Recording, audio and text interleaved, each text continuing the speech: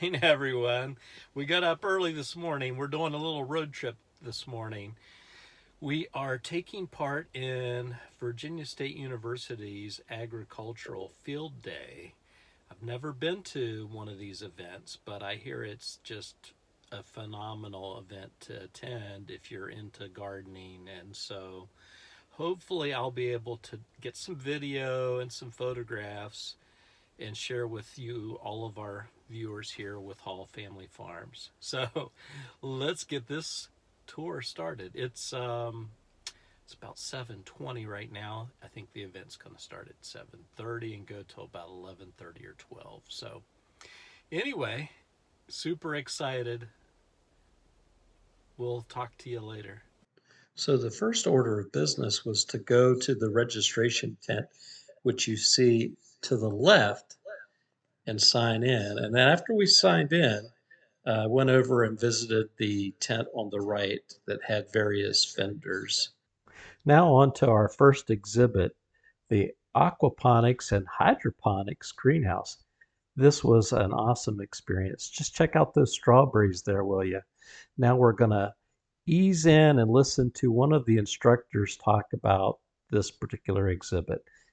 The gentleman's name is Chris Mullins. We have some shade cloths on these two houses out of this one. So it reduces the heat load a little bit, but we're really battling heat in here. And these are suffering. You can see they look pretty bad. We've got some not great growth. We've got some cracking because of the heat that we put in here. So anyway, this is not what a system always looks like. If you come in here in January, it looks a lot different with the plants. But anyway, we're in a bag, a media bag here, and you'll notice if you haven't seen tomatoes grown in a greenhouse before, we are taking all the suckers or the side shoots off. So these are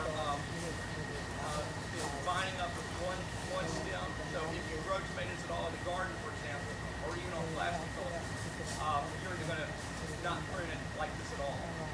What we're trying to do in here is maximize space, just a little bit like those strawberries, trying to be as efficient as possible with the use of the space, because as you're interested in growing in a greenhouse, this costs a lot of money, and so it's expensive real estate. So you want to have high market value crops that are in here. That's what makes sense when you think of this as an enterprise. It's got to be economically sustainable.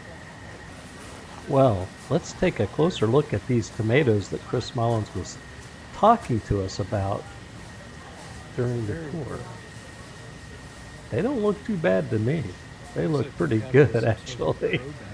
Now he's got them growing in grow bags with actual soil in the bags, and they have a drip system here that they're using.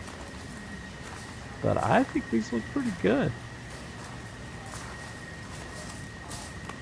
Looks like they have 2 plants per bag, and then they've got them trained up the string. Here's a quick look at their system for growing lettuces. Our next stop was to visit the small farm and outreach program. Now, Terry was real excited for me to see this particular exhibit because she and her husband, Paige, participated and benefited from this particular program. They were able to get a high tunnel through a grant that was offered through this particular program. We got to see this high-tech greenhouse that you see here, and they were growing tomatoes and I believe sweet peppers. Our next stop was to the strawberry field, and you know I like my strawberries. So this particular staff member was talking to us about a new way they're trying to grow strawberries out in the field using cover crops. And he had a number of different cover crops that they're trying, and he had those listed there. Now, in one of their greenhouses, they actually had strawberries growing in bags of potting soil. And I think there were 4 strawberry plants per bag of potting soil. And it was an interesting concept. We actually got to sample some of the strawberries.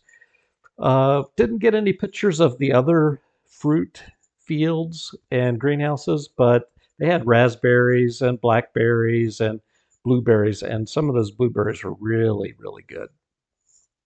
Well, hey, I'm back in my vehicle here, And I thought before I pull out and leave the Randolph farm here at Virginia State University that I would leave you my impressions and thoughts of my experience here, my first field day experience here on the farm. And I have to say, I believe it exceeded my expectations. My expectations were pretty high, actually. And I want to give a big shout out to my good friend Terry Webb for serving as my personal tour guide today and showing me all of the wonderful things that they're doing here at the farm, and also to her husband for serving as a mentor and helping me out here. So I appreciate their support immensely. And so just to give you my thoughts, and of course you've probably already seen some of the photos and video, and I wish I could have done more of that, but being my first time and experience, I kind of got caught up in the moment and asking questions of the staff and the students here. But I have to say, probably my favorite thing that I experienced was learning about the aquaponics and the hydroponics. That was very interesting.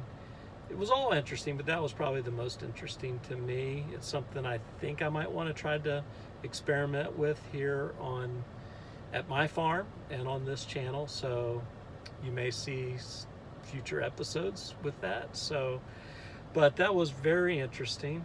And of course, I like blackberries and strawberries, all of the fruit. And so there's a lot of things they've got going on here with the fruit too. And so you saw some of the pictures I think I took growing strawberries in potting soil bags, just using the bag and cutting holes in the bag and plopping your strawberries in the bags. So I thought that was kind of a interesting thing. Growing all kinds of varieties of blueberries, and so some were sweeter obviously than others and less tart, and so it was overall a great experience. I even got to experience some of the things they've got going on with farm animals. Learned a little bit about the different types of grass that they're experimenting with here for grazing animals such as cattle, goats, sheep, those kind of things. So all in all, a great experience, and I definitely plan to come back. I've signed up for their newsletter, and I'm on their mailing list now, and they offer a lot of free classes, so I'm looking forward to taking part in that. It's just a great resource. So if you're in Central Virginia, check out Virginia State University, or if you're in the western part of Virginia, Virginia Tech also, with the extension service. And I believe they have this in every state. So if you're in the United States and you're a follower of our channel, I would highly recommend you find out which college or university in your state has the agricultural program and try to connect with them.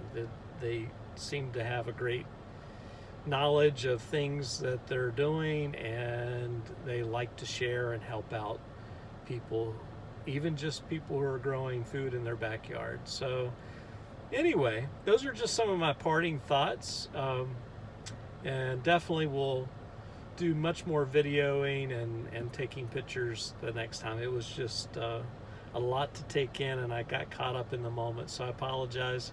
But I hope you enjoyed this episode, and if you did, give us a thumbs up. If you are not a subscriber to our channel and would like to be, we would love to have you as a follower of our channel. You just click that subscribe button. It doesn't cost you a thing, it's free. And if you click that notification bell, you'll always be notified. YouTube will send you an email and let you know, or a notification to let you know that we have added new content. So with that being said, I'm going to take off. My wife has sent me a grocery list, so I do need to go get a few groceries from the grocery store that we can't grow on our farm, so at least not yet anyway. So until the next episode, please be safe out there, take care, and we will see you in the next episode. So long. Bye bye.